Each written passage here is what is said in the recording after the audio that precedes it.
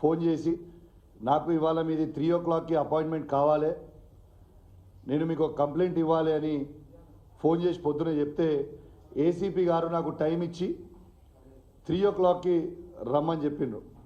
రమ్మని చెప్పిన తర్వాత నేను నాతో పాటు వేదిక మీద ఉన్న పెద్దలందరం కూడా అందరం కలిసి అడిగి పోయిన తర్వాత ఏసీపీ గారు నన్ను చూసి నేను పోయే కంటే ఎగ్జాక్ట్లీ 3-4 minutes ముందు స్టేషన్ నుంచి వెళ్ళిపోతారు. దాని తర్వాత ఇమీడియట్గా నేను వచ్చింది చూసి సిఏ గారు స్టేషన్ నుంచి పారిపోయే ప్రయత్నం చేస్తారు.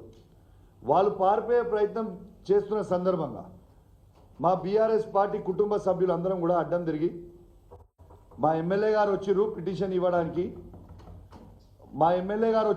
ఇవ్వడానికి, ఖచ్చితంగా మీరు పిటిషన్ తీసుకొని పోవాలి అని మా ఊళ్ళో వాళ్ళని సిఏ గారిని అడుగుతుంటే అంత లోపలనే నేను రీచ్ అయినా.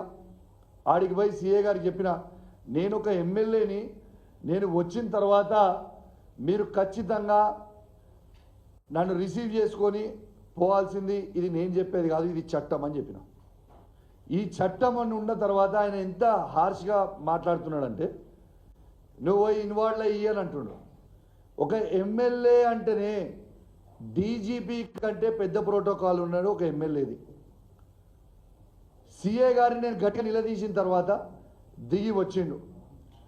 వచ్చి మా రిసీవ్ చేసుకొని ఆడికి పోయిన తర్వాత మా కాపీ రిసీవ్ చేసుకోండు. సరే, అల్టిమేట్గా వాళ్ళు ఎన్ని చిల్లర పనులు చేసినా పోలీస్ వాళ్ళకు కూడా నేను విజ్ఞప్తి చేస్తూ ఉన్నాను. వార్డు మెంబర్ గెలవని ముఖ్యమంత్రి తమ్ముళ్ళకో పోయి సెల్యూట్ కొడతా ఉన్నారు. ఇవాళ ప్రజలతోని 2.5 లక్షల మంది ఓట్లేస్తే గెలిచిన ఎమ్మెల్యేని నేను వస్తే మమ్మల్ని అవమానించే ప్రయత్నం చేస్తూ ఉన్నారు. నేను అక్కడ ఉన్న సిఏ గారికి కానీ ఏసీపీ గారికి కానీ చెప్తున్నాను, తస్మాత్ జాగ్రత్తగా ఉండండి.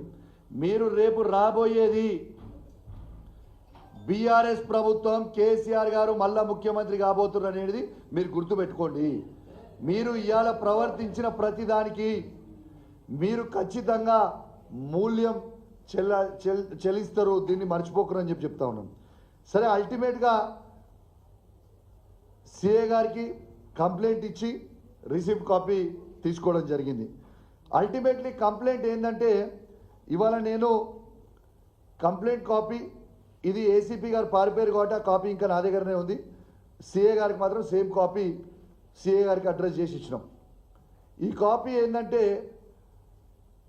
ఒక ఎమ్మెల్యేగా నేను ఉండి నా ఫోను ఈ ప్రభుత్వం రేవంత్ రెడ్డి గారు, ఇంటెలిజెన్స్ ఐజీ శివధర్ రెడ్డి గారు నా ఫోన్ ట్యాపింగ్ చేస్తున్నారు అని ఇవాళ నేను పిటిషన్ ఇవ్వడం జరిగింది.